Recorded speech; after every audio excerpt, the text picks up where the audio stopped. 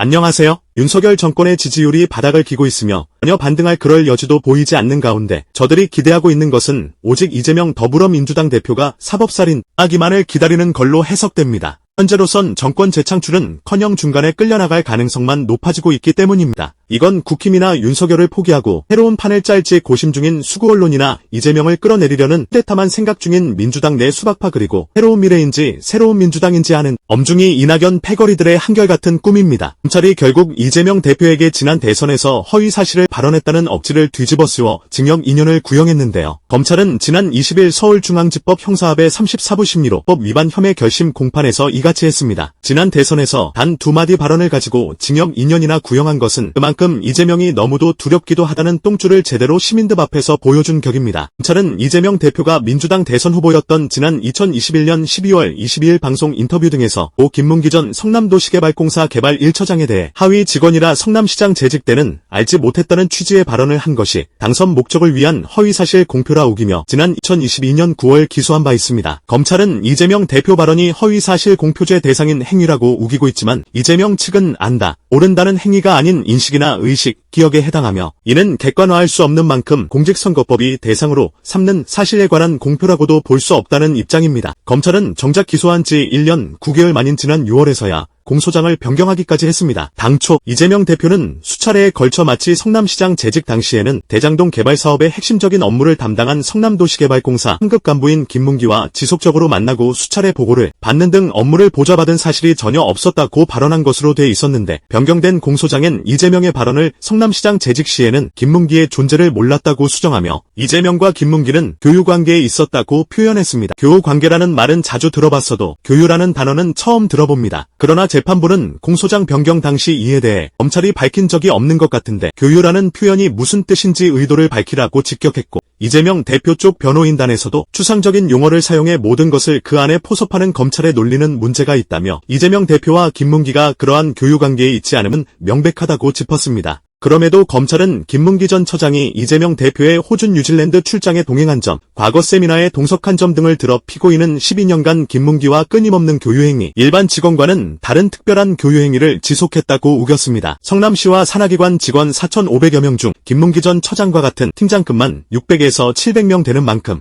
직원 하나하나의 이름과 얼굴을 기억하기가 불가능함에도 검찰은 계속 우기고 있는 것이죠. 이에 대해 이재명 측 변호인단은 최후 변론에서 검사들에게도 묻고 싶다. 서울중앙지검에 230여 명이 있는데 사진을 주고 이름을 써보면 얼마나 맞힐까? 출근 때 경비 직원의 얼굴, 이름을 몇 명이나 알까라며 냉정히 생각한다면 이 문제는 간단하다. 고 직격했습니다. 그러면서 김문기가 기억이 안 난다고 말한 건 거짓말이고 너네 다 알고 있잖아라며 기소한 것은 궁예의 관심법 기소라며 엄두도 못 내는 어떻게 보면 신의 영역이라고 일갈했습니다. 변호인단은 그러면서 성남시장 산하기관 팀장과 활발하게 사귀어 노는 관계였다는 게 전제라면서 세미나에 참석하고 얼굴을 마주보고 한 보고도 있고 해외 출장 가서 골프도 쳤다는 건데 이게 8년 동안 일어난 몇 번의 접촉이다. 이걸 검찰은 활발히 교류 행위를 했다고 표현해놨다. 검찰은 태어나서 처음 보는 교유라는 단어를 끄집어내서 인간의 기억력과 표현력을 처벌하겠다고 한다라고 직격했습니다. 검찰은 또 이재명과 김문기 전 처장의 관계를 설명하겠다고 가수 이문세의 노래 사랑이 지나가면의 가사 그 사람 나를 보아도 나는 그 사람을 몰라요. 그대 나는 알아도 나는 기억을 못합니다라는 부분을 인용하여 우기기도 했습니다. 김문기 전 처장이 뉴질랜드 출장 당시 가족과 했던 영상통화 영상을 제시하면서 말입니다. 당시 영상에서 시장님하고 본부장님하고 골프까지 쳤다. 재밌었고 좋은 시간이었다라고 했다고 말이죠. 이에 변호인 측은 김문기 전 처장은 유동규를 수행하러 온 사람이지만 좌우지간 이재명과 함께 골프를 쳤으니 굉장히 즐겁고 기억에 남을 만한 일이니까 가족들에게 그런 영상을 보냈을 것이라고 반박했습니다. 이재명에겐 김문기가 골프 치러 갔을 때 인사 한번 한 사람 정도인 것인데 그게 잊을 수 없는 기억이겠습니까? 김문기 전 처장은 사망하기 전 검찰 진술에서 이재명 대표와 제1공단 분리개발 보고와 한두 번 배석했을 뿐이라고 했습니다.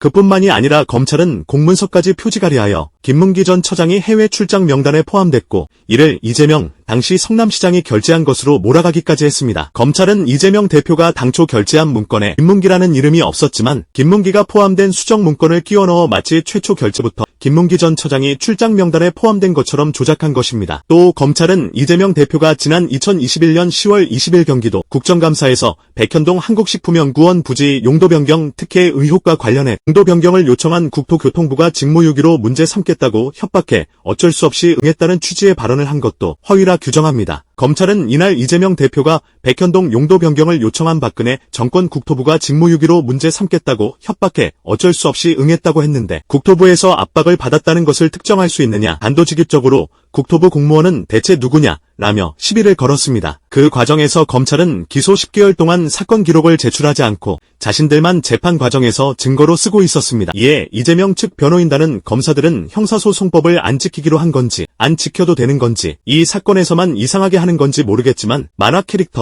도라에몽이 뭐를 꺼내듯이 이런 거 있어요 하면서 하나씩 꺼낸다라고 질타했습니다. 이재명 대표 역시 국토부가 협박했다는 표현에 대해선 검찰의 신문 과정에서 총리실에서 연초에 국책사업에 협조 안 하면 인정 문책한다. 직무유기로 문제 삼겠다는 등의 공문을 보내 직원들이 회람했다며 국토부 공무원이 직무유기로 문제 삼겠다고 표현한 게 아니고 이런 식으로 압박을 하더라. 직무유기로 문제 삼겠다고 하더라 표현한 것이라고 반박했습니다. 지난 6월 공판에서 권서필 전 성남시 교육문화환경국장은 당시 일선 공무원들로부터 용도 변경 문제로 중앙에서 성남시 공무원 직무유기로 문제 삼을 수 있다는 소문을 들었다면서 듣기도 하고 간부회의 같은 것도 하고 모임할 때도 대화하기도 하고 결재 과정에서도 그런 얘기를 들었다고 설명했습니다. 실제로 백현동 부지와 관련해서 박근혜 정부 국토교통과 식품연구원은 지난 2014년 성남시에 대통령 지시사항, 국가정책사업 등을 언급하며 용도 변경을 3차례 요청한 바 있습니다. 이는 충분히 중앙정부의 압박으로 느낄 수 있는 것입니다. 검찰의 이런 억지 구형을 두고 민주당 정치검찰대책탄압위원회는 물론 민주당 의원 개인들도 강한 비판에 나섰는데요. 작년까지 국힘에 당적을 두고 있었던 이현주 최고위원은 페이스북에 올린 입장문에서 내가 이재명 대표 사법 리스크란 것에 대해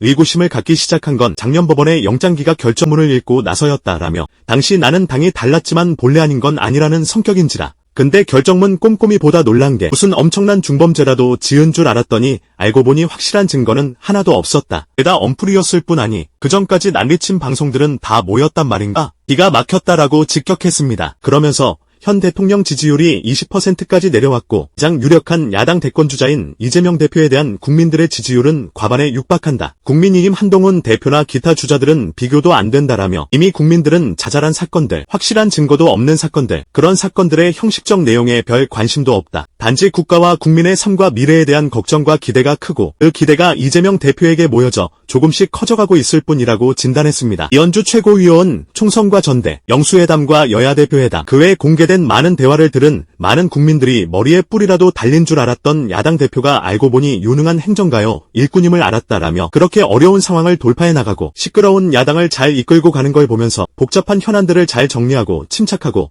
유능하게 추진해 가는 걸 보면서 그동안의 묵은 선입견이 많이 벗겨졌다라고 강조했습니다. 그는 특히 무엇보다 그 상대였던 윤석열 대통령과 김 여사의 행태, 현재 우리나라의 처지를 보면서 참으로 비교가 되는 건 어쩔 수 없었다라며 심지어 영남의 어르신들한테서도 썩 좋아하진 않지만 맡겨놓으면 일은 좀 하겠구먼 하는 모호하지만 칭찬 같은 얘기를 듣게도 됐다라고 거듭 강조했습니다. 이현주는 어느 누가 감히 이런 시대적 소명에 맞서 고작 스쳐 지나간 숱한 사람들 중 한 사람을 알았냐, 몰랐냐, 잘 알았냐 아니냐가 더 중요하고 결정적이라 하겠나라며 그리고 사람을 잘 안다의 의미가 뭔지 누군가를 만났다. 이다가 아니라 누군가를 잘 안다는 말이 주관적 생각이 아니라 객관적 사실에 해당한다고 생각하는가? 또 그런 여부가 벌금 몇십만 원, 200만 원 정도가 아니라 실형을 구형할 수준의 가벌성을 가진 것인가? 어찌 검찰은 감히 대한민국이란 세상을 자신의 입맛에 따라 편집하려 하느냐라고 따져 물었습니다. 이현주 최고위원의 진단을 요약하면 시민들은 이재명 대표가 재판받고 있는 사건 세세한 내용에 관심 없고 국가와 본인들의 삶 미래에 대해 걱정하고 있으며 이에 대한 해결사 역할로 이재명을 더욱 생각하고 있다는 것입니다. 이 부분에 대해 아주 동의하고 있습니다. 실제로 이재명이 받고 있는 재판 4개 내용의 세세한 부분에 관심 갖는 이들은 얼마 없습니다. 어차피 윤석열 검찰이 억지 탄압하고 있는 거 다 인식하고 있어서입니다. 실제 이재명은 역대 어느 정치인보다 가장 강한 검증을 겪어오고 있습니다. 성남시장 시절 이명박근혜 정권에 의해 또 경기지사 시절의 문재인 정권에 의해 셀 수 없이 많은 탄압을 당했습니다.